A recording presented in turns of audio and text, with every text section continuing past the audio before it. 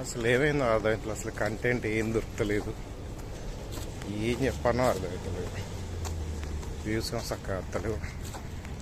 అయితే లక్కీ కొద్దీ షార్ట్స్లో కొంచెం మంచి వ్యూస్ వస్తున్నాయి. ఆ షార్ట్స్ వీడియోస్ కూడా దొరుకుతలేవు. షార్ట్ వీడియోలు ఏం పెట్టినా కూడా అర్థం, ఎందుకంటే ఇక్కడ ఉన్నాయి కాబట్టి ఇక్కడికి వెళ్ళలేము. అయితే దీన్ని బట్టి నాకు అర్థం ఏంటంటే నా ఛానల్లో పర్టికులర్గా న్యాచురల్ వీడియోస్ అయితేనే, I mean natural means greenery ఉంటేనే మంచిగా వ్యూస్ అనేవి వస్తున్నాయి. ఇక్కడ గ్రీనరీ ఎక్కడి నుంచి దొరకవాలంటే అరబ్ కంట్రీలలో గ్రీనరీ ఎక్కడి నుంచి తీసుకురావాలి. ఇక్కడ నా అదృష్టం కొద్దీ ఇక్కడ ఇది గార్డెన్ ఉంది కాబట్టి తీసి పెట్టినా అయిపోయింది.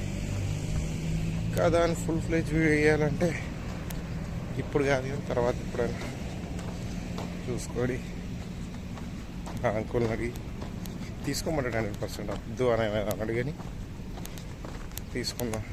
కోళ్ళు కూడా ఉన్నాయి, కోళ్ళు పౌరాలు అన్నీ ఉన్నాయి, తీద్దాం. నాటుకోళ్ళు, సో అది తీద్దామని అనుకున్నా. అది ఇప్పుడు కాదు, తర్వాత చేద్దాం. సో వేరే కంటెంట్ అంటే ఇంకా కంటెంట్ నెక్స్ట్ మంత్లో ప్లాన్ చేస్తున్నా.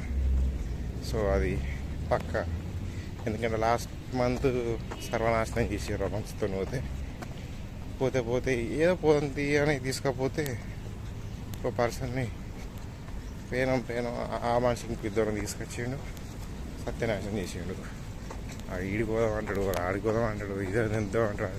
పోనీ అంతా పోయేటోళ్ళు ఏమన్నా మంచి సీరియస్ పని చేసుకొని వచ్చేటోళ్ళు అంటే అది దిక్కులేదు.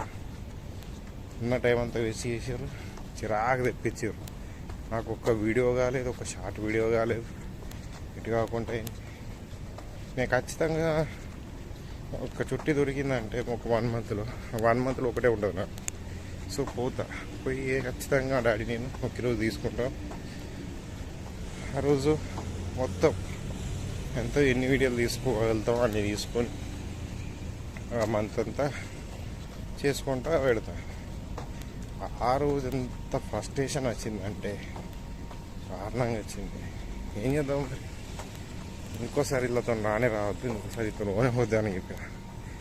మళ్ళీ నెక్స్ట్ టైం అంతా ఏమన్నా మంచి ప్లాన్ చేసి ఆడిపోదాం, ఇట్లా చేస్తాను అడవదని డాడీ కూడా అన్నాడు. సరే నెక్స్ట్ మంత్ ఇంకా 10 రోజులు ఉన్నాయి, చూసుకొని మంచిగా చేద్దాం.